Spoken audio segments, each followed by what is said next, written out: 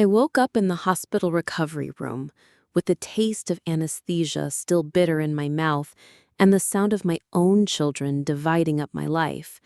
The morphine made everything feel distant and dreamlike, but their voices carried clearly through the thin curtain that separated my bed from the hallway. Lisa's voice, sharp with excitement, cut through the post-surgical haze like a blade. Before we jump back in, tell us where you're tuning in from.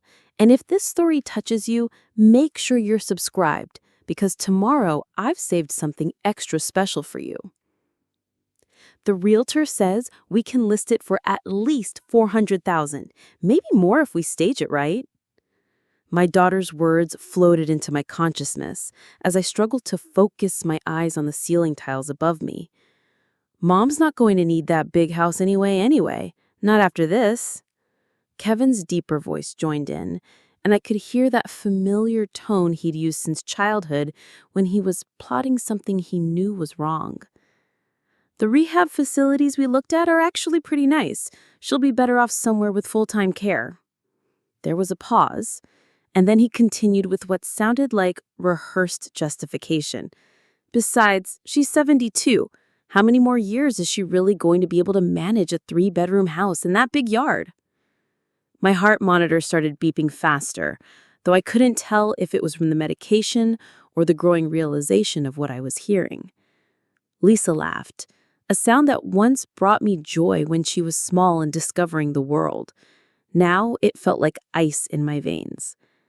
Mom always said the house would be ours someday. We're just helping her transition to the next phase of her life. The next phase of my life. I'd gone in for a routine gallbladder surgery, something Dr. Patterson had assured me was minimally invasive, and while I was unconscious, my children had apparently decided my independence was over.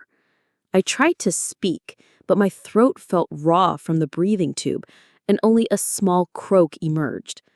I'd raised Lisa and Kevin in that house on Elmwood Drive, the house where Lisa had taken her first steps across the hardwood floors of the living room, where Kevin had built elaborate Lego cities in the basement during rainy weekends, where their father, Robert, and I had painted every room ourselves during our first year of marriage, back when we thought 30 years old was ancient and that love could conquer any practical concern. Robert had been gone for 5 years now, taken by a heart attack while he was out in our garden pruning the roses he'd planted for our 25th wedding anniversary. The house had felt too quiet without him at first, but over time I'd grown to appreciate the solitude, the way I could hear my own thoughts without the constant background noise of someone else's needs and opinions.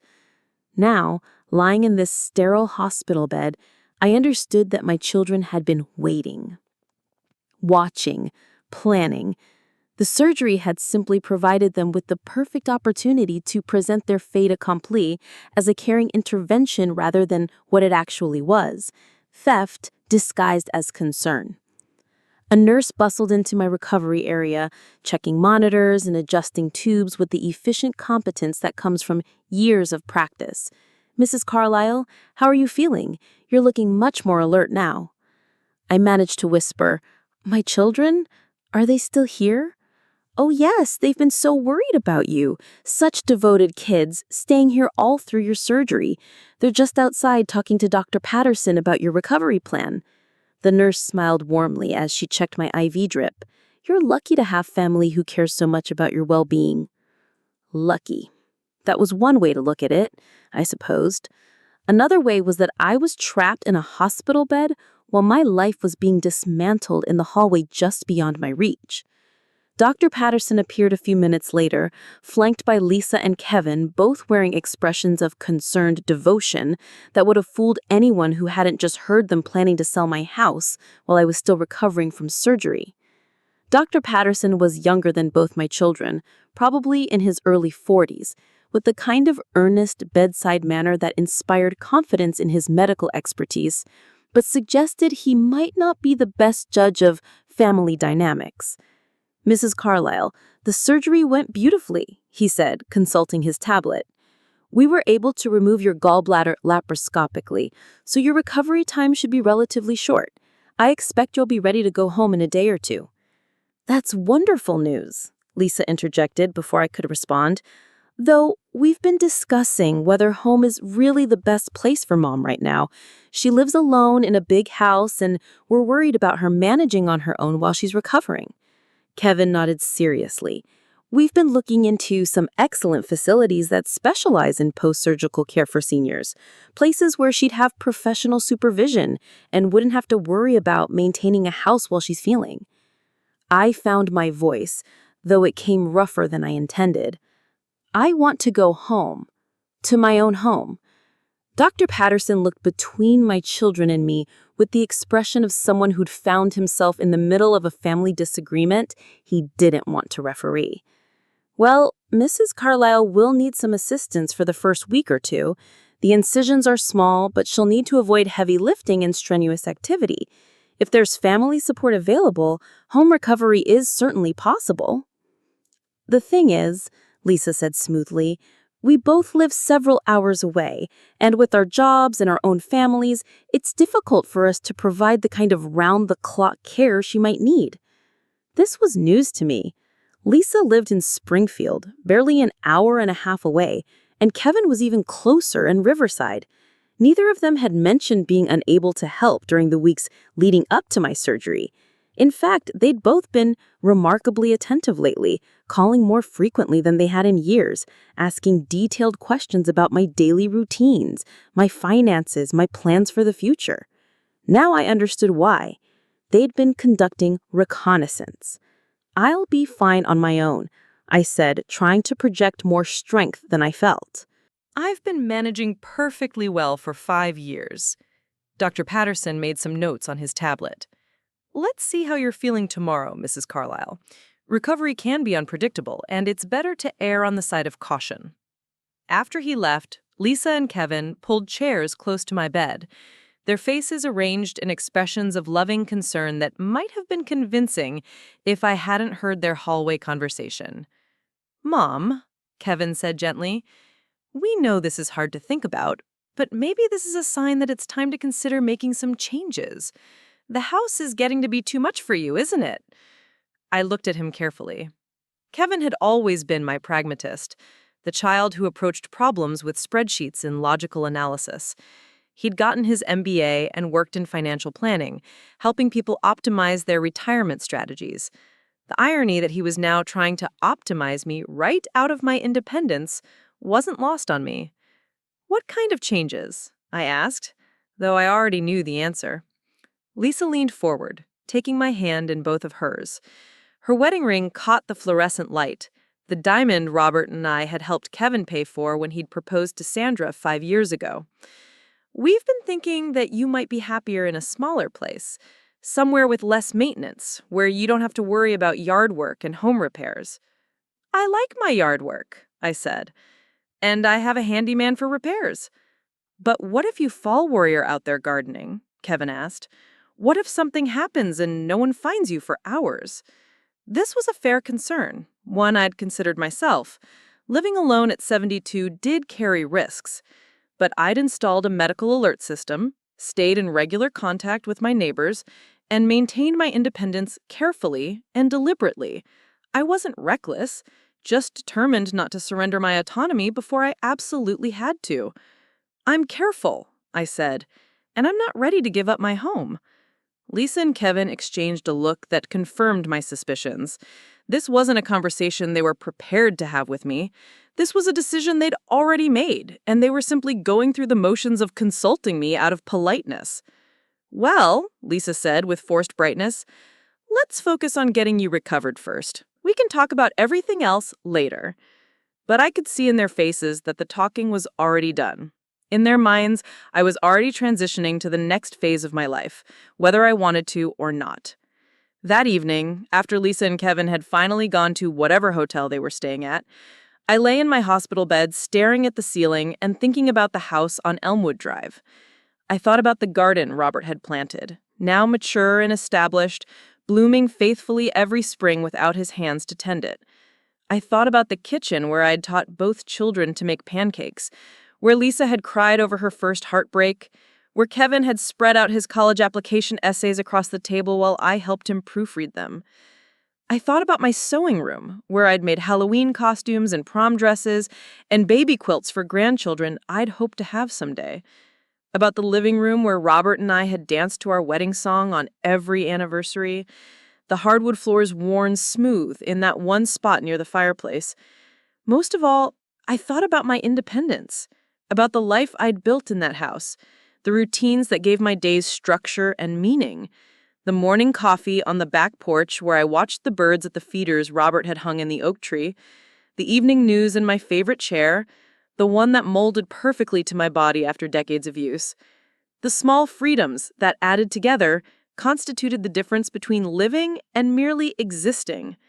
My children saw burden where I saw home. They saw risk where I saw life, and they were planning to eliminate both without consulting me about it. But I wasn't helpless yet, and I wasn't ready to surrender without a fight. The next morning brought a new nurse, a middle-aged woman named Carol, who had the no-nonsense demeanor of someone who'd seen every kind of family drama play out in hospital rooms. "Your children are very concerned about you," she said while checking my surgical sites. "They've been asking a lot of questions about your recovery timeline and what kind of assistance you'll need at home." "What kind of questions?" I asked. Carol glanced toward the door, then back at me. "Questions about whether you should really be living alone, whether there might be signs of cognitive decline they should be watching for, that sort of thing." My blood pressure cuff tightened around my arm as the machine took its automatic reading. Cognitive decline. They were building a case that I wasn't competent to make my own decisions about where to live. I wondered how long they'd been collecting evidence of my supposed mental deterioration. Had they been cataloging every forgotten name, every misplaced key, every moment of normal 72-year-old absent-mindedness as proof that I needed their intervention? "Did they mention anything specific?" I asked Carol. She hesitated, clearly uncomfortable with the direction of the conversation. "Look, honey, it's not my place to get involved in family business. But I will say this. I've been doing this job for 25 years, and I can usually tell the difference between someone who needs help and someone who's just getting older. You seem pretty sharp to me." "Thank you," I said, meaning it more than she could know. "That said," Carol continued, "your kids love you, and they're scared. Sometimes people make decisions out of fear that aren't necessarily the right decisions." After Carol left, I spent the morning thinking about fear. Lisa and Kevin were afraid of losing me, but they were also afraid of the responsibility of caring for me if I stayed in my own home. They were afraid of late-night phone calls about emergencies, of having to drive hours to check on me, of the guilt they'd feel if something happened while I was alone. I understood their fear, but I also understood that their solution to it would cost me everything that made my life worth living. And I realized that if I was going to fight for my independence, I needed to start gathering my own evidence. Preparing and narrating this story took us a lot of time. So if you are enjoying it, subscribe to our channel. It means a lot to us. Now, back to the story. When Dr. Patterson made his afternoon rounds, I was ready for him.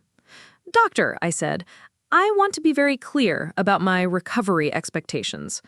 How long before I can resume my normal activities?" He consulted his notes. "Most patients can return to light activities within a week, normal activities within 2 to 3 weeks. You should avoid heavy lifting for about 6 weeks, but otherwise, there's no reason you can't resume your regular routine fairly quickly." "And cognitively, is there any reason to expect changes in my mental function as a result of this surgery?" Dr. Patterson looked puzzled. "No, of course not. Gallbladder surgery doesn't affect cognitive function. You might feel tired for a few weeks while you heal, but your mental acuity should be completely unaffected." I made sure my children were within earshot when I asked the next question. "So, in your medical opinion, there's no reason I couldn't return to living independently in my own home?" "None whatsoever, assuming you have some support during the initial recovery period."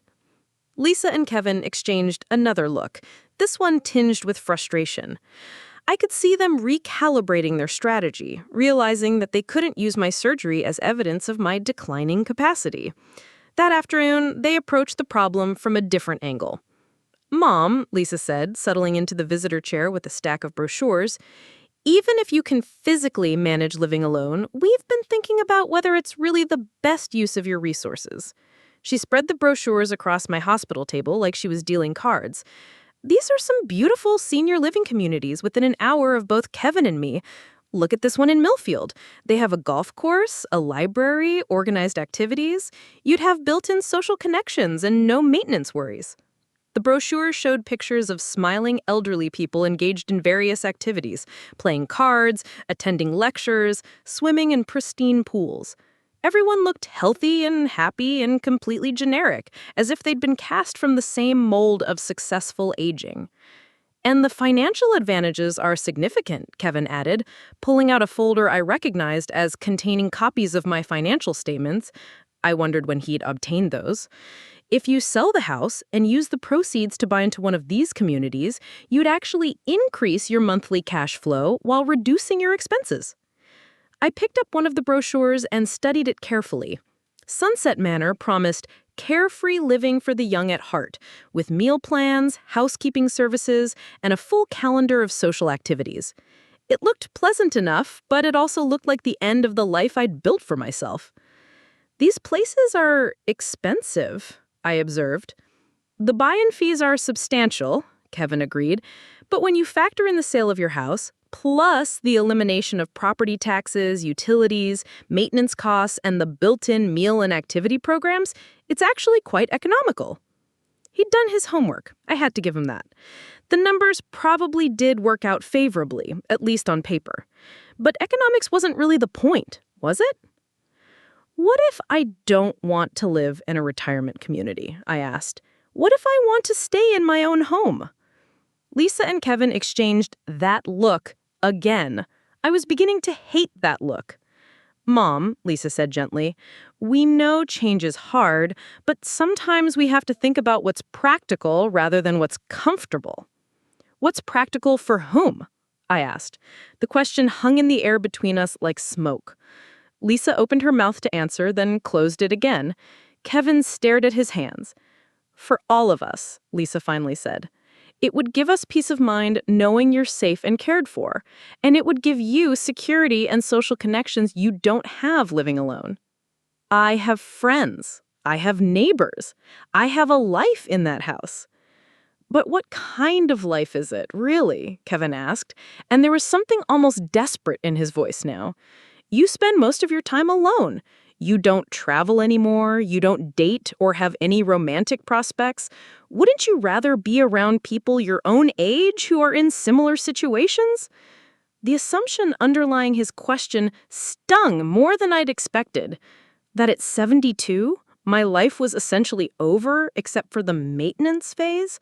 That I wasn't still growing, still learning, still capable of joy and discovery and surprise? That my value as a person had diminished to the point where my primary purpose was to be conveniently warehoused until death? I'm not ready to be warehoused, I said quietly. That's not what we're suggesting, Lisa protested, but the flush in her cheeks suggested she understood exactly what I meant. Isn't it? I asked. You want me to sell my home, give up my independence, and move to a place where my meals are planned for me, my activities are scheduled for me, and my primary social interactions are with people who've also been convinced to surrender their autonomy in exchange for security? Mom, you're being dramatic, Kevin said. These are nice places. Look at the amenities. I'm sure they are nice, but they're not my home, and I'm not ready to leave my home. The silence that followed was heavy with unspoken arguments and accumulated frustrations.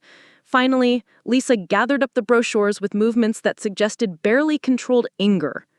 Well, she said with forced lightness, you don't have to decide anything right now. Let's just focus on getting you better first. But I could see in both their faces that my recovery was secondary to their agenda. They were going to keep pushing, keep presenting arguments, keep wearing down my resistance until I capitulated or they found another way to get what they wanted.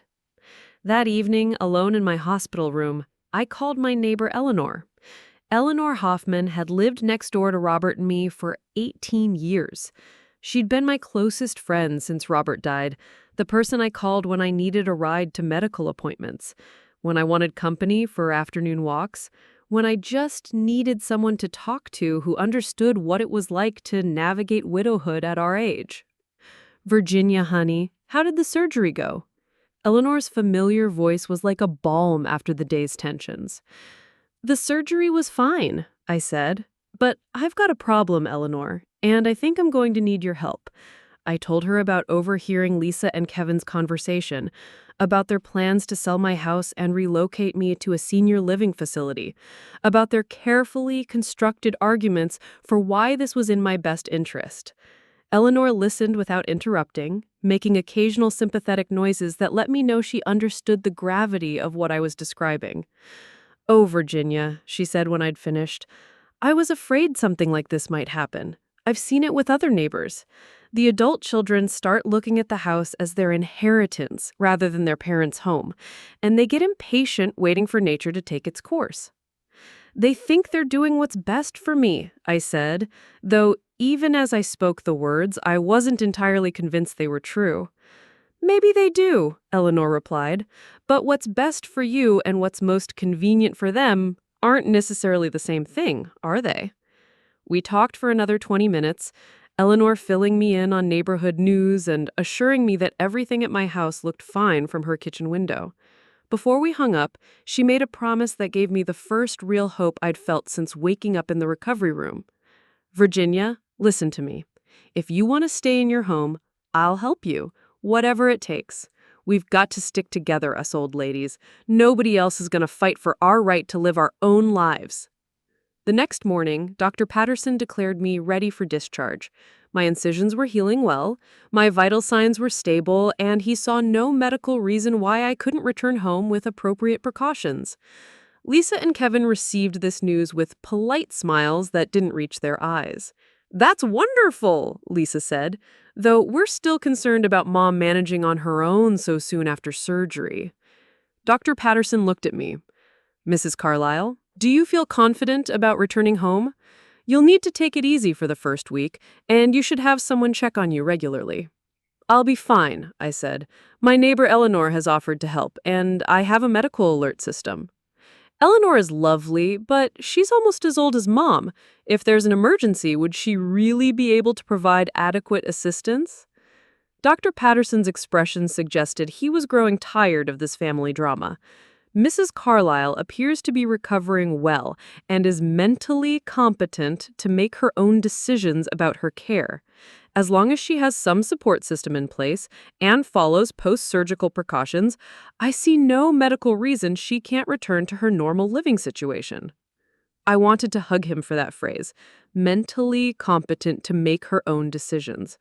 It was exactly the kind of professional opinion I suspected I was going to need in the coming weeks. The ride home was tense and quiet.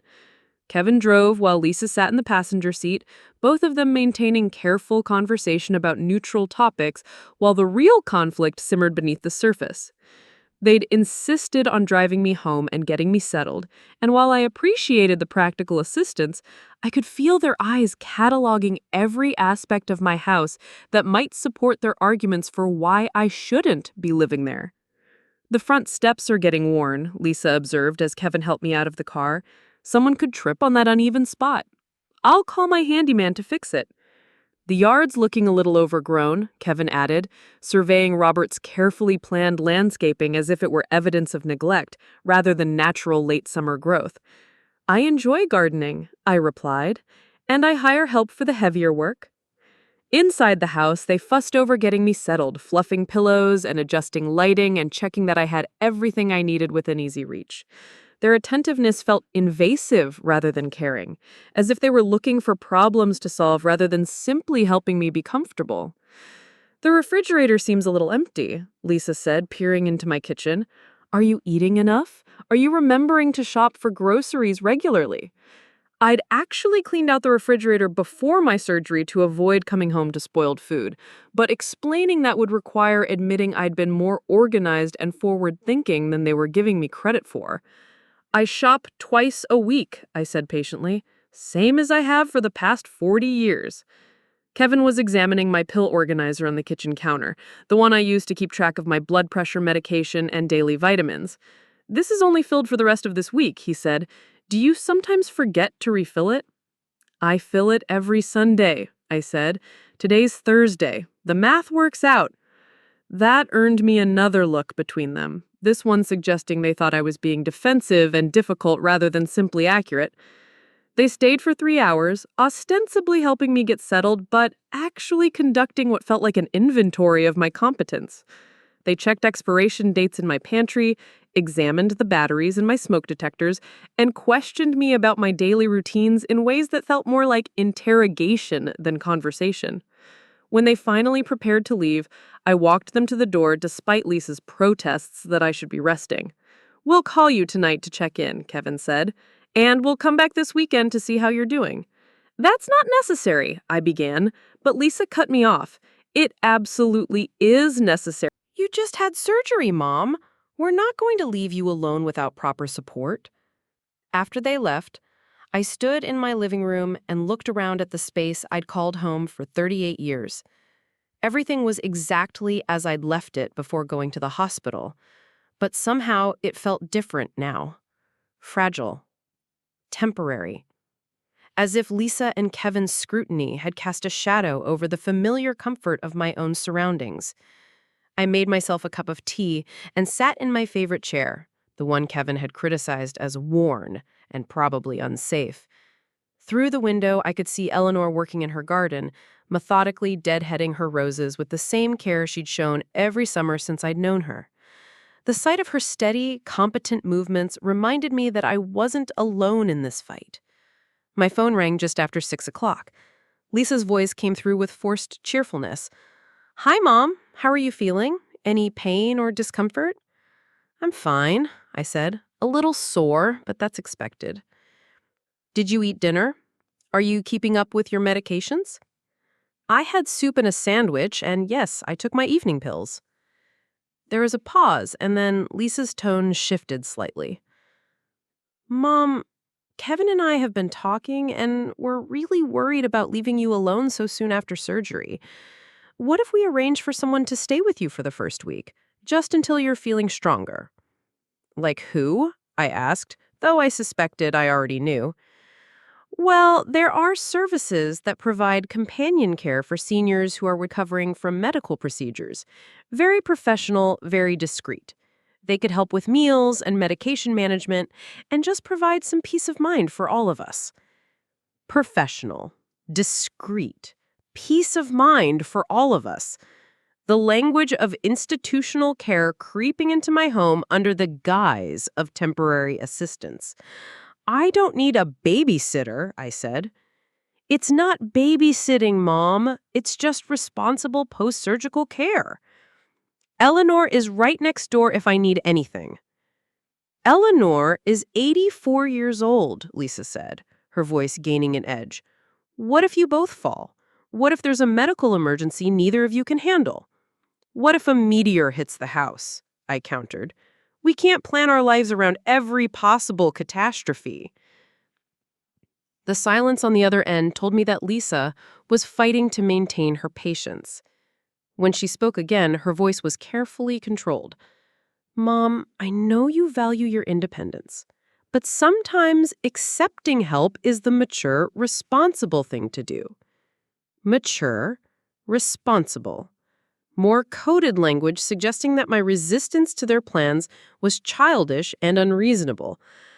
"I'll consider it," I lied, knowing it would end the conversation more efficiently than continuing to argue. "Good. Kevin's looking into services in your area. We'll discuss options when we come back this weekend." After we hung up, I sat in my chair and watched the sunset through my living room windows.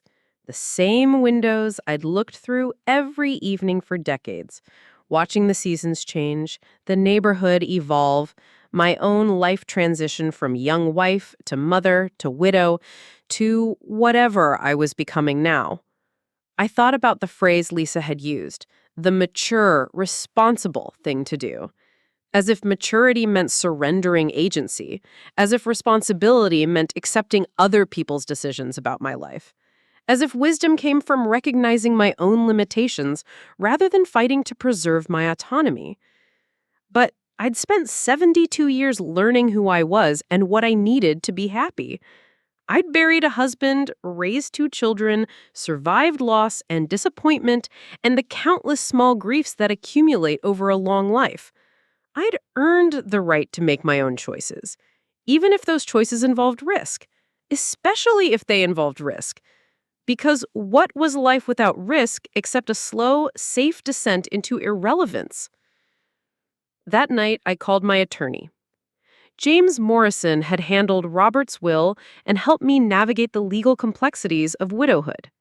He was probably in his 60s now, old enough to understand the issues facing his older clients, but young enough to still have the energy to fight for them. "Mrs. Carlyle," he said when his secretary put me through, "how are you recovering from your surgery?" "Physically, I'm doing well," I said. "But I'm calling because I think I may need some legal advice about protecting my interests." I told him about Lisa and Kevin's plans, about their pressure for me to sell my house and relocate to a senior living facility, about their suggestions that I might not be competent to live independently.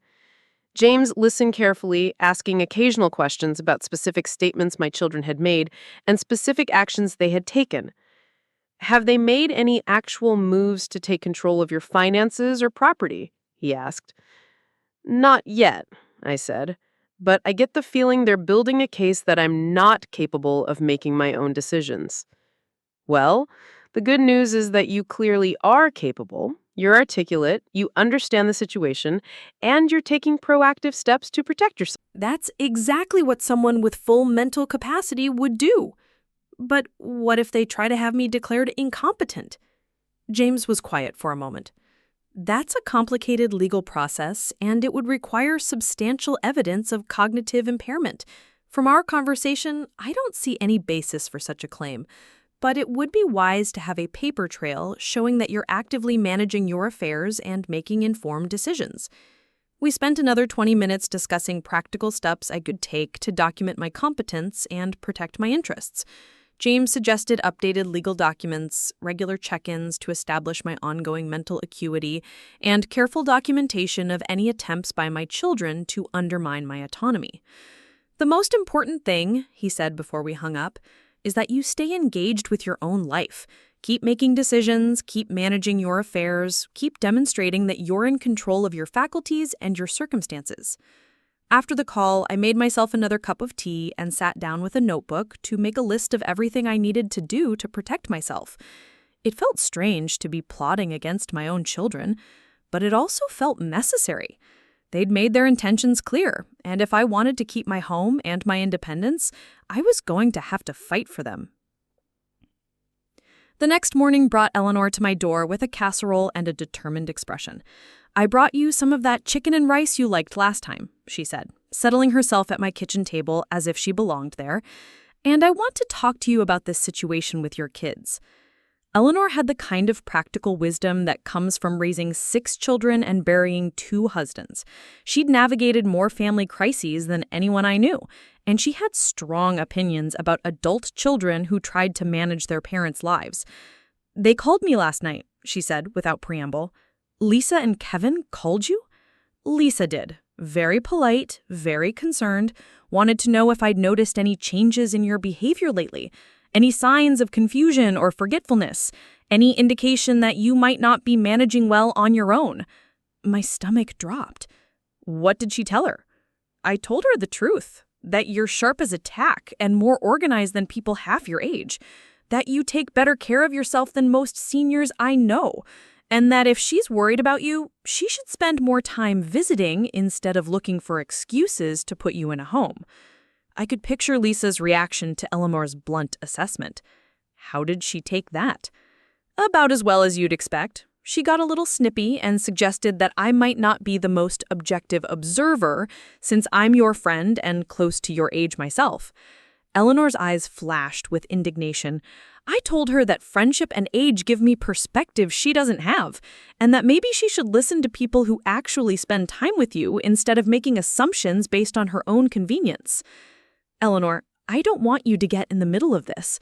Honey, I'm already in the middle of it. Your daughter thinks I'm a doddering old fool who can't be trusted to recognize cognitive decline in my best friend. Your son called this morning wanting to know about episodes where you might have seemed confused or disoriented. Eleanor's voice was getting sharper with each word. They're conducting interviews, Virginia, building a case. The casual cruelty of it took my breath away. While I was recovering from surgery, my children were systematically contacting my friends and neighbors to gather evidence of my incompetence. They were treating my social network as potential witnesses in a case I didn't even know was being built against me. What did Kevin say exactly? I asked. He was more subtle than Lisa, but the message was the same. Asked if I'd noticed you having trouble with routine tasks, if you'd seemed confused about dates or appointments, if I'd had any concerns about your safety. Eleanor shook her head. I told him the only thing I was concerned about was children who would rather put their mother in a home than take the time to actually support her in her own house. You didn't. I absolutely did. And I told him that if he and his sister spent half as much energy helping you maintain your independence as they're spending trying to eliminate it, everyone would be better off. I had to admire Eleanor's directness, even as I worried about the consequences. Lisa and Kevin were clearly serious about their plans, and having my closest neighbor actively opposing them wasn't going to make things easier for any of us. Eleanor, what if they're right? What if I am getting too old to live alone safely? What if I'm not seeing the signs they're worried about? She reached across the table and took my hands in hers. Virginia, listen to me. I've known you for 18 years. I see you almost every day. If there were signs of serious decline, don't you think I'd notice? Don't you think I'd say something? But what if we're both too old to notice? What if we're both slipping and just covering for each other? Eleanor was quiet for a moment, considering the question seriously. It's possible, she said finally, but if that's the case, wouldn't we have the right to slip together in our own homes, surrounded by the things and people we love? Wouldn't that be better than being warehoused in some sterile facility where our decline would be managed efficiently but not lovingly? Her words hit something deep in my chest, a fear I'd been carrying but hadn't fully acknowledged. The fear wasn't really about dying in my own home. The fear was about living without dignity, without choice, without the small freedoms that made life worth living. Besides, look around you. Look at what you've accomplished just in the past week. You scheduled your own surgery, arranged your own transportation, prepared your house for your absence, and now you're actively planning to protect your interests from your own children. Does that sound like someone who's lost her mental faculties? She was right, of course. The evidence of my competence was all around us. But I also knew that evidence wasn't always what mattered in these situations. What mattered was perception.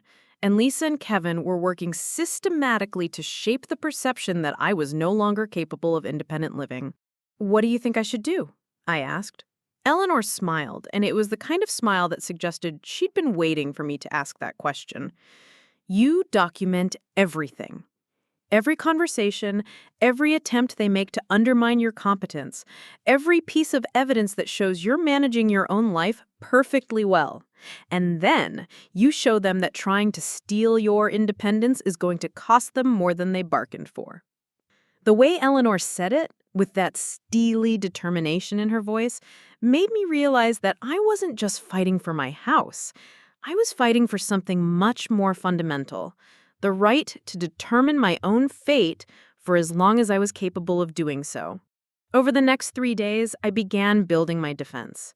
I started with small things, organizing my financial records, updating my medical information, and creating detailed lists of my daily routines and capabilities. I wanted documentation that would demonstrate my ongoing competence and engagement with my own life. I called Dr. Patterson's office and requested copies of all my recent medical records, including his notes from my hospital stay. His assessment that I was mentally competent to make my own decisions needed to be preserved in writing. I also scheduled a follow-up appointment specifically to discuss my cognitive function and my ability to live independently. At the bank, I met with my longtime financial advisor, Patricia Wells, and requested a comprehensive review of my accounts and investment portfolio. Patricia had been managing my finances since Robert died, and she could attest my ongoing involvement in financial decisions and my understanding of my own economic situation. "Mrs. Carlyle," Patricia said as we reviewed my statements, "your financial management has been exemplary. Your accounts are well organized, your investments are appropriate for your age and risk tolerance, and you've maintained excellent records. If someone were to question your competence in this area, I'd be happy to provide documentation of your sound judgment." I explained the situation with Lisa and Kevin, and Patricia's expression grew increasingly concerned as I described their plans and tactics. "I've seen this before," she said grimly. "Adult children who view their parents' assets as their own inheritance and get impatient waiting for nature to take its course. The tragedy is that they often convince themselves they're acting in their parents' best interests." "Do you think they have any legal grounds for what they're trying to do?" I asked. "Based on what you've described, absolutely not. You're clearly competent. You're managing your affairs responsibly, and you're making informed decisions about your care. But that doesn't mean they won't try to create problems." Patricia spent the next hour walking me through strategies for protecting my assets and documenting my competence. She recommended setting up a revocable living trust that would give me complete control during my lifetime, while making it more difficult for anyone to challenge my decisions. She also suggested regular documented meetings to establish a pattern of sound financial judgment. "The key is creating a paper trail that demonstrates ongoing competence and active management of your affairs," she explained. "Courts are reluctant to override someone's autonomy without clear evidence of incapacity." That afternoon, I drove to the library and spent 2 hours researching elder law and guardianship proceedings. What I learned was both reassuring and terrifying. The legal standard for declaring someone incompetent was quite high, requiring clear evidence of cognitive impairment that significantly affected decision-making ability. But I also learned that the process could be initiated by concerned family members, and that once proceedings began, they could be expensive, time-consuming, and emotionally devastating even if they ultimately failed. Lisa and Kevin were smart enough to know they'd need substantial evidence to succeed in having me declared incompetent. But they were also calculating enough to realize that the threat of such proceedings might be sufficient to pressure me into accepting their alternative. The strategy was becoming clear to me now. They weren't necessarily planning to take me to court. They were planning to make my life so difficult, so stressful, so filled with conflict and uncertainty that accepting their solution would seem like the path of least resistance. On Friday morning, Eleanor called with disturbing news. "Virginia, I just got off the phone with Martha Henderson from down the street. She said Kevin called her yesterday asking questions about you." Martha Henderson lived 5 houses down and barely knew me beyond occasional waves when we encountered each other checking mail or bringing in groceries. If Kevin was reaching out to distant neighbors, his investigation was more thorough than I had realized. "What kind of questions?" I asked, though I was beginning to recognize the pattern. "The same kind Lisa asked me. Had Martha noticed any changes in your behavior, any signs of confusion or memory problems, any concerns about your ability to maintain your property?" Eleanor's voice was tight with anger. "Martha told him she hardly knows you well enough to make those kinds of assessments, and he got pushy with her, started asking leading questions about whether your yard looked overgrown, whether you'd been keeping up with house maintenance, whether you seemed oriented when she saw you outside." My hands were shaking as I absorbed this information. Kevin wasn't just questioning my close friends and neighbors. He was conducting a systematic canvass of anyone who might have observed me, looking for any scrap of evidence that could support his narrative of decline. "There's more," Eleanor continued. "Martha said Kevin mentioned that the family was concerned about you living alone after your surgery and that they were exploring options for ensuring your safety. He asked if she'd be willing to provide a statement about her observations if needed." A statement? As if they were preparing for legal proceedings. Eleanor, I think I need to take more aggressive steps to protect myself. What do you have in mind? I'm going to beat them at their own game. If they want documentation, I'll give them documentation. But it's going to be documentation that proves my competence, not their case for my incapacity. That afternoon, I called Dr. Patterson's office and requested an appointment for a comprehensive cognitive assessment. If Lisa and Kevin wanted medical evidence, I'd provide medical evidence that supported my position rather than theirs. I also scheduled a meeting with my attorney to discuss more extensive legal protections. James Morrison had suggested documentation, but I was beginning to think I needed something stronger than documentation. I needed a preemptive legal strategy. Over the weekend, Lisa and Kevin returned as promised. They arrived Saturday morning with groceries and cleaning supplies, presenting themselves as devoted children helping their recovering mother. But I could see them cataloging details with each room they entered, gathering ammunition for their campaign. "Mom, the bathroom upstairs seems to be developing a leak," Kevin announced after what he claimed was a routine check on my recovery environment. "There's water damage around the base of the toilet that looks like it's been going on for a while." I climbed the stairs, ignoring Lisa's protests that I should be resting, and examined the area Kevin was pointing to. There was indeed some discoloration around the toilet base, but it was minor and recent, probably the result of a loose connection I'd been meaning to have my handyman address. "I'll have Tom fix it next week," I said. Tom Bailey had been handling my home repairs for 3 years, and he'd already scheduled a post-surgery visit to address several small maintenance items. "Mom, this is exactly the kind of thing we're worried about," Lisa said. "Problems like this can cause serious damage if they're not caught early. And if you're not noticing them or not remembering to address them promptly—" "I noticed it," I said firmly, "and I scheduled a repair. That's exactly what a competent homeowner does." But I could see in their faces that they viewed the leak as validation of their concerns, rather than evidence of my responsible maintenance practices. Every problem, no matter how minor or how appropriately I handled it, was being reframed as proof that I was in over my head. They spent the rest of the day conducting what amounted to a home inspection, disguised as helping with my recovery. Kevin examined the furnace, the water heater, and the electrical panel, taking photos with his phone and making notes about items that needed attention. Lisa went through my kitchen cabinets, checking expiration dates and reorganizing my pantry while making concerned observations about my food storage practices.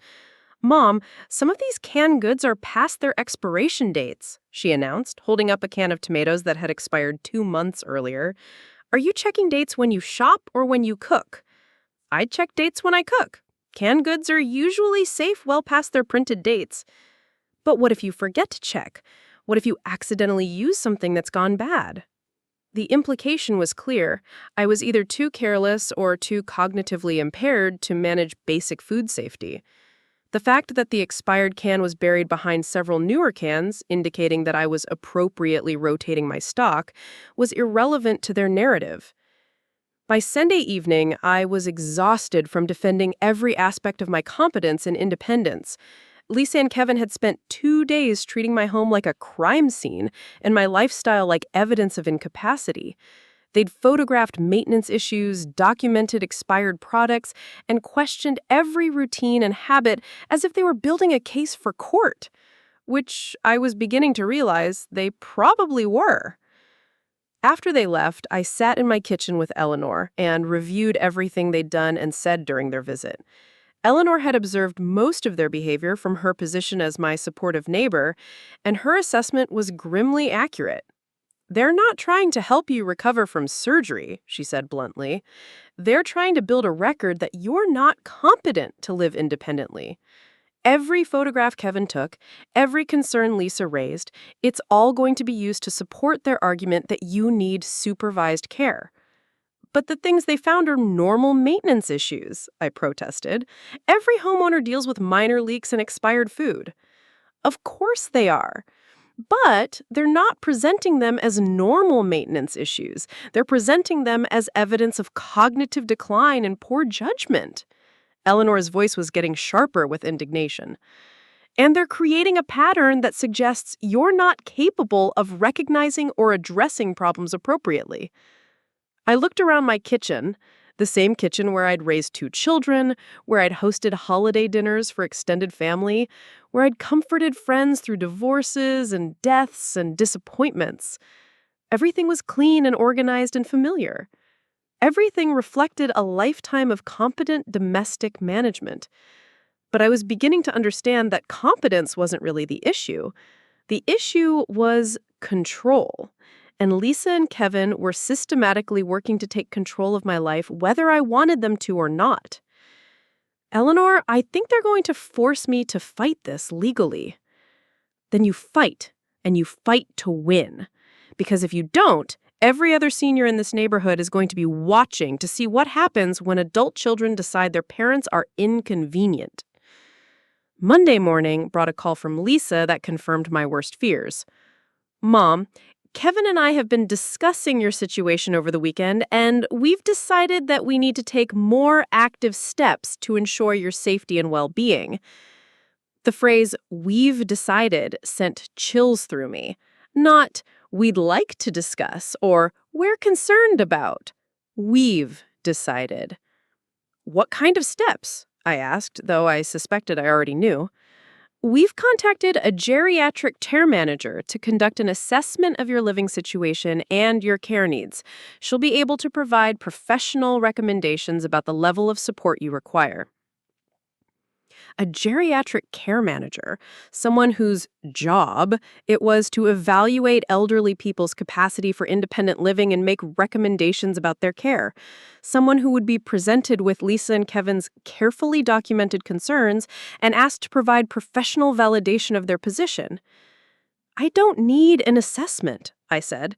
My doctor has already cleared me to live independently. Dr. Patterson is a surgeon, Mom. He's not qualified to assess your overall cognitive function or your ability to manage a household safely. This woman specializes in evaluating seniors' care needs. She'll be much more thorough. And if I refuse to participate in this assessment? There was a pause, and I could almost hear Lisa and Kevin conferring on the other end of the line. Mom, why would you refuse unless you have something to hide? If you're as competent as you claim to be, an assessment should only confirm that. The trap was elegant in its simplicity. Refusing the assessment would be presented as evidence of cognitive impairment or guilty conscience. Participating in the assessment meant submitting to evaluation by someone who'd been hired by Lisa and Kevin and briefed on their concerns about my capacity. When is this assessment supposed to happen? I asked. We've scheduled it for Thursday afternoon. Her name is Carol Mitchell, and she comes highly recommended. She'll spend a few hours with you, tour your home, review your daily routines, and provide recommendations about your care needs. Thursday, 3 days away, 3 days to prepare for what amounted to a competency hearing disguised as a helpful evaluation. After Lisa hung up, I immediately called James Morrison. They're bringing in a professional, I told him without preamble. A geriatric care manager who's going to assess my capacity for independent living. James was quiet for a moment, processing the implications. That's a significant escalation. It suggests they're serious about pursuing guardianship or at least building a case for it. What should I do? First, you need to understand that you have the right to refuse this assessment. It's not court-ordered, it's not legally mandated, and you're not required to participate. But if I refuse, they'll use that as evidence that I'm incompetent or have something to hide. Possibly, but if you participate, you're submitting to evaluation by someone who's been hired by people with a clear agenda. It's not a neutral assessment. James and I spent the next 45 minutes discussing strategy. He recommended that if I chose to participate in the assessment, I should have my own advocate present.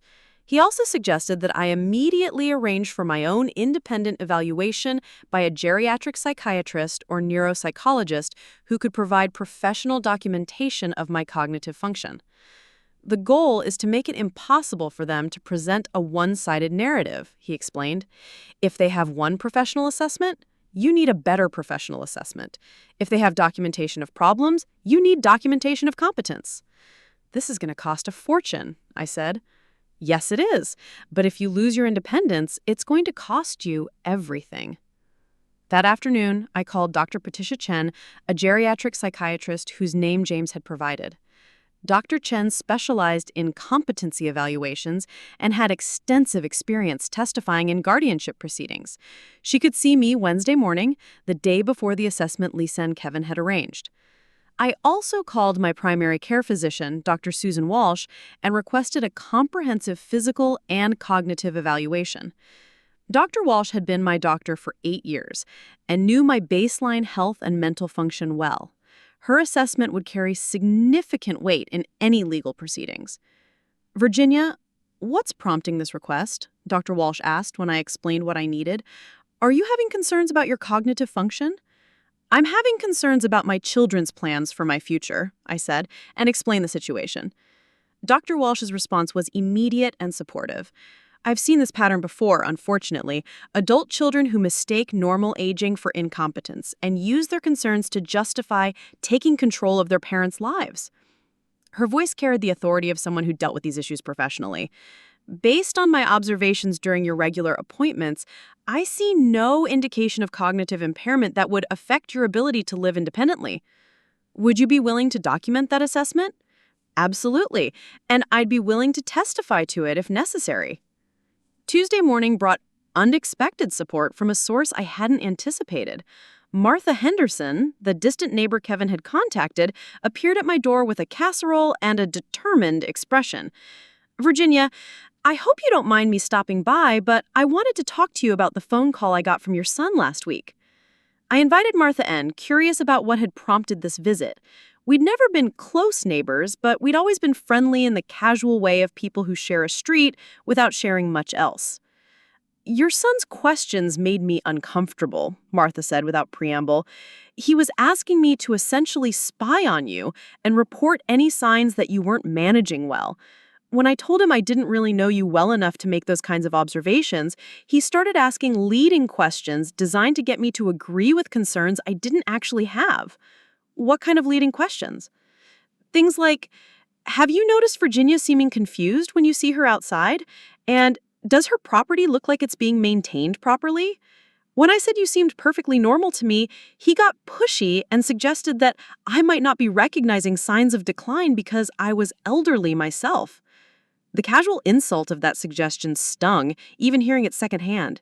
Kevin had essentially dismissed Martha's observations because she was in her 70s, as if age automatically invalidated someone's ability to assess reality accurately. I want you to know that I told him I'd never observed anything concerning about your behavior or your property maintenance. And I told him that if he was so worried about you, he should spend more time visiting instead of calling strangers to gather ammunition against you. Martha, I appreciate you telling me this, but I don't want you to feel obligated to get involved in family drama. Honey, this isn't family drama. This is something much more serious.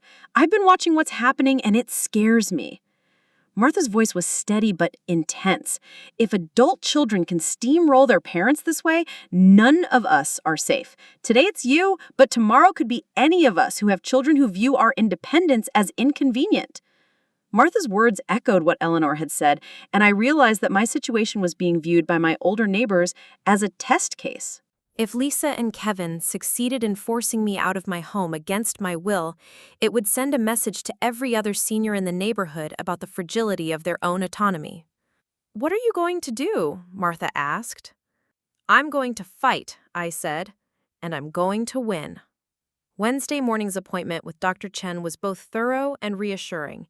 She spent 3 hours conducting a comprehensive cognitive assessment, testing my memory, reasoning ability, judgment, and decision-making capacity.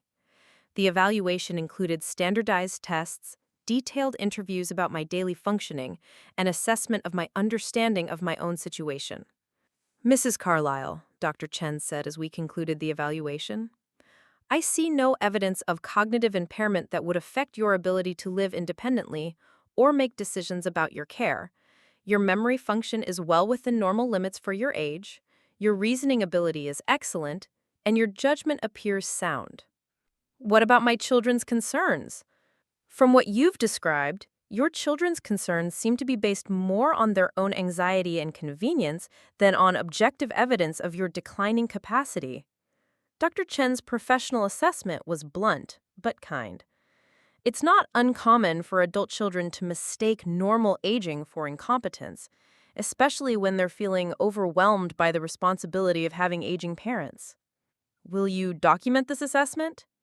Of course, and I'll be available to testify about my findings if legal proceedings become necessary. That afternoon, I met with Dr. Walsh for my physical and cognitive evaluation. Like Dr. Chen, she found no evidence of impairment that would affect my ability to live independently. Her report documented my excellent physical health, my appropriate management of my medical conditions, and her professional opinion that I was fully capable of making my own decisions about my care and living situation. Virginia, Dr. Walsh said as we finished, I want you to know that I'll support your right to make your own choices about your living situation. What your children are attempting to do is not medically justified. Thursday afternoon arrived with unseasonable warmth and the kind of crystalline autumn light that made everything look sharp and defined. I had spent the morning cleaning my house more thoroughly than necessary and organizing my papers so that everything was easily accessible. If Carol Mitchell was going to evaluate my competence, I wanted every detail of my environment to reflect my capability and organization. Eleanor arrived at 2 o'clock, armed with a notebook and a determined expression. We'd agreed that she would be present during the assessment as my advocate and witness. James Morrison had explained that I had the right to have someone present, and Eleanor's long friendship with me and her own obvious competence would make her a credible observer. Carol Mitchell arrived precisely at 2:30, a woman in her 50s with short gray hair and the kind of professional demeanor that suggested she'd done hundreds of these evaluations. She was polite but businesslike, clearly someone who approached her job with systematic thoroughness. Mrs. Carlyle, I'm here today to assess your current living situation and care needs, she said as I invited her in. Your children have expressed some concerns about your ability to manage independently, particularly following your recent surgery. I understand, though I should mention that I've had my own evaluations done by medical professionals who specialize in cognitive assessment. I have those reports available if you'd like to review them. Something flickered across Carol Mitchell's face, a look that suggested she hadn't expected me to be so well prepared. That would be helpful, she said. I'd like to review any relevant medical documentation. I handed her the reports from Dr. Chen and Dr. Walsh along with Dr. Patterson's post-surgical evaluation. She spent several minutes reading through them, and I could see her expression changing as she absorbed the professional assessments of my competence. These are quite thorough, she said finally. Dr. Chen's cognitive evaluation is particularly comprehensive. Yes, I wanted to make sure there was professional documentation of my mental status, given my children's concerns. Carol Mitchell looked around my living room, taking in the clean, organized space and the obvious signs of someone who is managing their environment competently. May I tour your home? She asked. Of course. We spent the next hour walking through every room of my house. Carol Mitchell examined my kitchen, noting the organization of my pantry and the cleanliness of my appliances. She looked at my bathroom, checking for safety modifications and signs of self-care. She reviewed my medication management system, my bill-paying organization, and my daily routine documentation. Throughout the tour, I could see her comparing what she observed with whatever Lisa and Kevin had told her to expect. The house she was seeing, clean, organized, well-maintained, clearly didn't match the narrative of decline and incapacity she'd been given. Mrs. Carlyle, your home environment suggests someone who is managing their daily life quite competently. Everything I've observed indicates good organizational skills and appropriate self-care. Thank you. I've been managing this house and my own affairs for 5 years since my husband died, and I feel confident in my ability to continue doing so.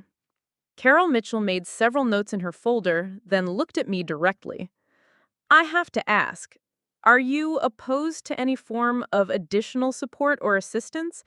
Your children seem to believe that you are resistant to help that might improve your quality of life. It was a fair question, and I could see that she was trying to assess whether my resistance to my children's plans was based on pride or stubbornness rather than rational choice. I'm not opposed to help when I need it. I have a handyman for home repairs, a neighbor who's available for emergencies, medical alert technology for health concerns, and professional services for tasks I can't manage myself. What I'm opposed to is being forced to give up my independence and my home based on someone else's assessment of what's best for me. And what if your needs change in the future? What if you do reach a point where you need more assistance? Then I'll assess my options and make appropriate decisions at that time. But I don't think it's reasonable to surrender my independence now based on problems I might have in the future. Carol Mitchell spent another 30 minutes asking questions about my daily routines, my social connections, my financial management, and my plans for the future.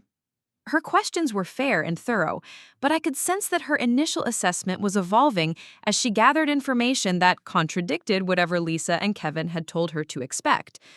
Finally, she closed her folder and looked at both Eleanor and me.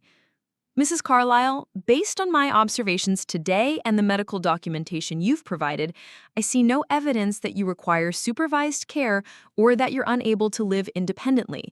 Your home environment is appropriate, your self-care is excellent, and your cognitive function appears intact. I felt a wave of relief so intense it was almost dizzying. What will you tell my children? I'll provide them with a written report documenting my findings. I'll recommend that they support your choice to remain in your own home and focus on ensuring you have access to appropriate services if your needs change in the future. After Carol Mitchell left, Eleanor and I sat in my living room savoring what felt like a significant victory. The professional assessment that Lisa and Kevin had hoped would validate their concerns had instead provided documentation of my competence and independence. "They're not going to be happy about this," Eleanor observed. "No, they're not," I agreed. "But at least now I have professional support for my position." My satisfaction was short-lived. Lisa called that evening with a tone of voice I'd never heard from her before. Cold, controlled, and barely concealing anger. "Mom, we received Carol Mitchell's report." "And?" "She seems to have been influenced by your preparation for her visit. Apparently you arranged for your own evaluations and had your neighbor present as an advocate." The accusation in Lisa's voice was clear. I somehow cheated by being prepared and having support. As if competence and advocacy were signs of manipulation rather than evidence of my continued capability. "I wanted to make sure the assessment was fair and thorough," I said. "Fair to whom? You turned what should have been an objective evaluation into a performance designed to support your predetermined conclusion." "Lisa, the evaluation supported the conclusion that I'm competent to live independently because that's the truth." "Is it?" Her voice was sharp now, all pretense of loving concern stripped away. "Or are you so determined to maintain control that you can't see your own decline?" The conversation continued for another 10 minutes, growing more heated and more painful with each exchange. Lisa accused me of manipulating the assessment process, of refusing to consider anyone's perspective but my own, of being selfish and stubborn at the expense of my family's peace of mind. I accused her of trying to control my life for her own convenience, of treating me like an incompetent child, and of refusing to respect my right to make my own decisions about my future. When we finally hung up, I was shaking with anger and hurt. The daughter who had once been my closest confidant, my shopping companion, my trusted advisor on everything from recipes to relationships, had become someone I barely recognized. Someone who saw my independence as a problem to be solved rather than a right to be respected. But I was beginning to understand that the woman I'd thought I knew had perhaps never existed. The loving, concerned daughter who wanted to protect me was a mask for someone who wanted to control me. The difference was crucial, and I was finally seeing it clearly. Friday morning brought a call from Kevin, and his approach was different from Lisa's direct confrontation. Kevin had always been my diplomat, the child who could charm his way out of trouble and convince people to see things his way through reasonable-sounding arguments. Mom, I know you and Lisa had a difficult conversation last night, and I want you to know that we're not trying to be your enemies here. Aren't you? Of course not. We love you and we're worried about you. Maybe we've gone about this the wrong way, but our intentions are good. Kevin's conciliatory tone was more dangerous than Lisa's anger because it was designed to make me feel guilty for resisting their plans. It was the voice of someone who wanted me to believe that the problem was my attitude, not their actions. What do you want, Kevin? I want us to find a solution that works for everyone. You want to maintain your independence, and we want to know you're safe. Maybe there's a middle ground we haven't explored. What kind of middle ground? What if we arranged for someone to check on you regularly? Not live-in care, but maybe someone who stops by a few times a week to help with tasks and ensure everything's okay. It sounded reasonable, which meant it was probably a trap. What kind of tasks? Grocery shopping, cleaning, meal preparation, medication management, things that would reduce your workload and give us peace of mind. I manage all those things myself now. I know you do, but wouldn't it be nice to have help? And wouldn't it be smart to have someone who could identify problems before they become serious? The subtle implication was clear. I needed someone to identify problems I was too impaired to recognize myself. The help wasn't really about making my life easier. It was about establishing supervision disguised as assistance. And if I refuse this middle ground... Kevin was quiet for a moment. Mom, we're trying to work with you here, but if you won't accept any reasonable compromise, we may have to consider other options. Other options. The threat was politely phrased, but unmistakable. Accept their supervision, or they'll pursue more aggressive measures to take control of my life. I need time to think about it. Of course. But Mom, don't take too long. We're really concerned about you living alone, especially after seeing how the house assessment went. After Kevin hung up, I called James Morrison and described both conversations. They're escalating because their initial strategy failed, he said. The care manager's report didn't support their position, so now they're trying a combination of guilt, threats, and compromise offers designed to establish some level of control. What do you think about Kevin's suggestion? It's a foot in the door. Once they have someone in your house regularly reporting back to them about your activities and capabilities, they'll use that information to build a stronger case for more extensive intervention. So I should refuse? That depends on whether you're prepared for the consequences. If you refuse all compromises, they may decide to pursue guardianship proceedings. We spent the next hour discussing the realities of guardianship law and the process Lisa and Kevin would need to follow if they decided to have me declared incompetent. It was complex, expensive, and required substantial evidence, but it wasn't impossible. The good news is that you have strong professional documentation of your competence, James said. The bad news is that guardianship proceedings can be emotionally and financially devastating even if you win. What would you recommend? Document everything. Every conversation, every threat, every attempt to manipulate or coerce you.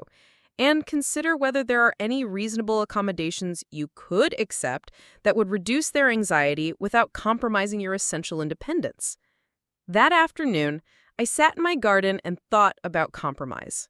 The late October air was crisp and clean, and the maple tree Robert had planted the year Kevin was born was dropping golden leaves across the lawn.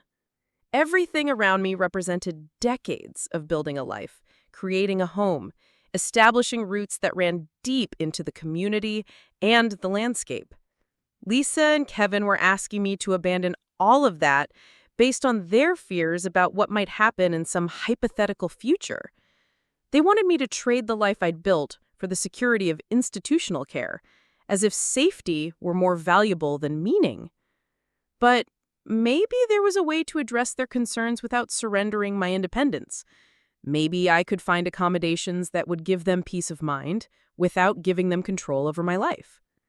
I called my insurance company and inquired about home health aid services, not because I needed them now, but because having a plan in place might demonstrate to Lisa and Kevin that I was thinking responsibly about future needs. I also researched medical alert systems with more comprehensive features than the basic device I currently used.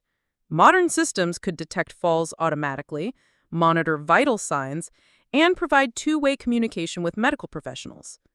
Most importantly, I investigated adult day programs and senior centers that offered social activities, meal programs, and wellness services. If Lisa and Kevin were concerned about my isolation, these resources could address those concerns while allowing me to remain in my own home. By Sunday evening, I had a comprehensive plan for aging in place that addressed every concern Lisa and Kevin had raised.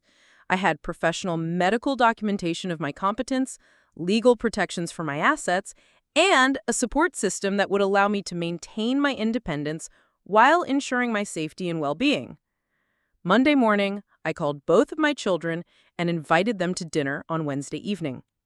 I want to discuss your concerns and share some ideas about how we can address them without requiring me to leave my home, I said. Lisa's response was cautiously hopeful.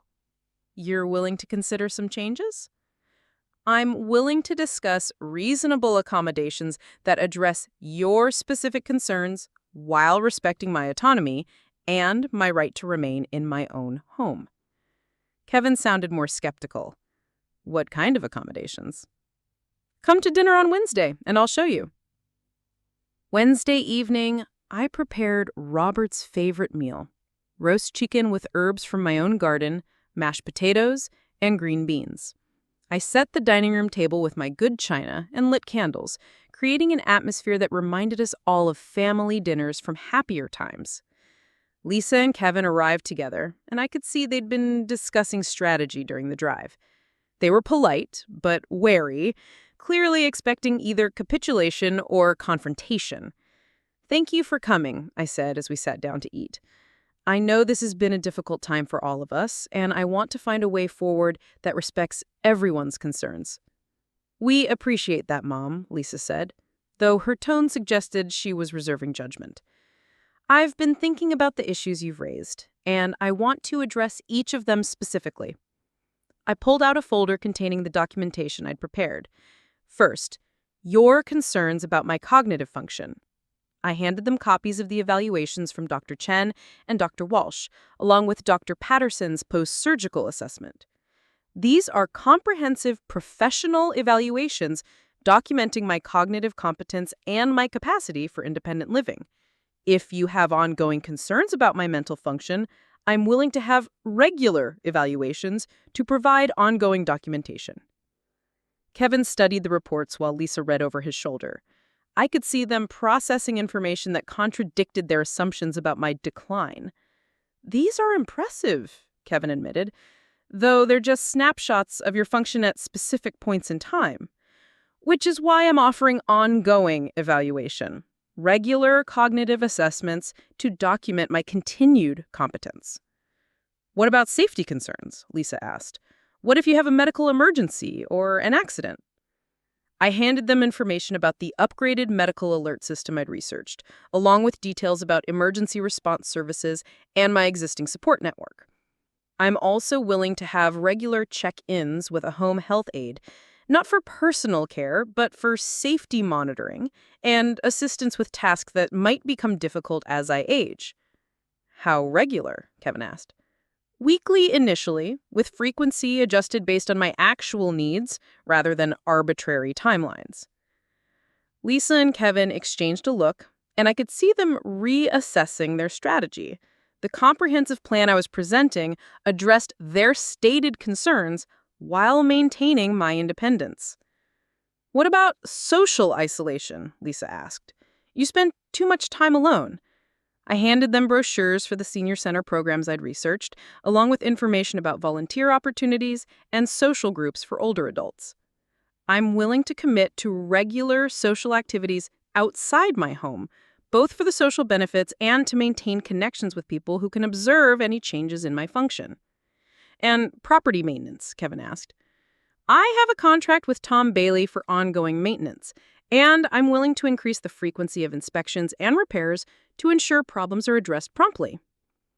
For the first time since this ordeal began, Lisa and Kevin looked genuinely surprised.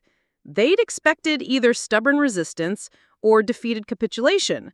Instead, I was presenting a comprehensive plan that addressed every concern they'd raised while maintaining my fundamental independence. "This is thoughtful," Lisa said, slowly, "but it's also expensive. All these services and evaluations will cost thousands of dollars." "Less than the cost of senior living," I replied, "and it allows me to remain in my own home." Kevin was studying the documentation more carefully now, and I could see him doing calculations in his head. "Mom, this plan would actually cost more per month than some of the facilities we looked at." "Then we're not talking about money, are we? We're talking about control." The words hung in the air like a challenge. Kevin's face flushed slightly, while Lisa looked genuinely taken aback. "That's not fair," Lisa protested. "We're trying to ensure your safety and well-being." "Are you? Because this plan ensures my safety and well-being while allowing me to remain in my own home. If you reject it, then your real objection isn't about my safety, it's about your convenience." Kevin set down the papers and looked at me directly. "Mom, do you really think we're trying to control you for our own convenience?" "I think you're trying to solve a problem that makes you anxious by eliminating my independence. And I think you've convinced yourselves that's in my best interest because it's easier than supporting my actual choices." The silence that followed was heavy with accumulated hurt and misunderstanding. But it was also, for the first time in weeks, honest. "We love you," Lisa said quietly. "And the thought of something happening to you while you're alone terrifies us. I know you do, but love doesn't give you the right to make decisions for me, and fear doesn't justify taking away my autonomy." Kevin picked up one of the medical evaluations again. "These reports are comprehensive, and your plan addresses our major concerns." "Does that mean you'll support my choice to remain in my home?" Lisa and Kevin looked at each other, communicating in that wordless way they'd perfected as children plotting together. But this time, instead of scheming against me, they seemed to be reassessing their position. "If you commit to this plan," Kevin said finally, "and if you allow us to be involved in monitoring your well-being, then yes, we'll support your choice to stay here." "With regular family meetings to assess how things are going," Lisa added, "and with the understanding that if your condition changes significantly, we'll revisit the conversation about your living situation." Fair enough. As long as we're talking about actual changes in my condition, not hypothetical future problems. We spent the rest of the evening working out details and timelines. The conversation was still tense, but it was productive rather than adversarial. For the first time since I'd awoken in that recovery room, I felt like my children were talking with me rather than about me. After they left, I sat in my living room and looked around at the space I'd fought so hard to keep. The familiar furniture, the photos on the mantel, the view through windows I'd looked through for decades. Everything was exactly as it had been before my surgery, but something fundamental had changed. I'd discovered that my independence wasn't something I could take for granted. It was something I had to actively defend, protect, and fight for. But I'd also discovered that I was stronger than I'd realized, more capable of advocacy and self-protection than I'd ever imagined. Over the following weeks, I implemented the plan I'd presented to Lisa and Kevin. The home health aide, Sarah, turned out to be a delightful woman in her 50s who understood the difference between assistance and control. She helped with grocery shopping and light housekeeping, but she also became a friend who respected my independence while providing the safety monitoring that gave my children peace of mind. The Senior Center programs introduced me to activities and people I genuinely enjoyed. The upgraded medical alert system provided sophisticated monitoring without making me feel like I was under surveillance. The regular medical evaluations documented my continued competence and gave me objective measures of my own well-being. Most importantly, the experience of fighting for my independence had given me confidence in my ability to navigate whatever challenges aging might bring. I knew now that I could advocate for myself, that I could build support systems that respected my autonomy, and that I could resist pressure to surrender my life choices to other people's fears. Lisa and Kevin gradually relaxed as they saw the plan working effectively. Our monthly family meetings became genuine conversations about my well-being rather than interrogations about my competence. They began to see that supporting my independence was actually more effective than trying to control it. 6 months later, I was thriving in my own home with the support system I'd designed. The house on Elmwood Drive remained my sanctuary, but it was no longer something I had to defend. It was simply where I lived, by choice, with dignity and with the security of knowing that I'd successfully fought for my right to determine my own fate. The morning I'd overheard Lisa and Kevin planning to sell my house felt like a lifetime ago. The woman who'd awakened in that recovery room, shocked by her children's betrayal, had evolved into someone stronger and more self-aware. I'd learned that love and control aren't the same thing, that concern and manipulation can look identical on the surface, and that sometimes the people who claim to know what's best for you are actually advocating for what's easiest for them. But I'd also learned that it's never too late to fight for your independence, never too late to insist on respect for your autonomy, and never too late to prove that age doesn't automatically equal incompetence. Some battles are worth fighting, even when the opponents are people you love, especially when they're people you love. Sometimes protecting the life you've built requires courage you didn't know you possessed. But the alternative, surrendering your independence to other people's fears and convenience, is no life at all. Up next, you've got 2 more standout stories right on your screen. If this one hit the mark, you won't want to pass these up. Just click and check them out.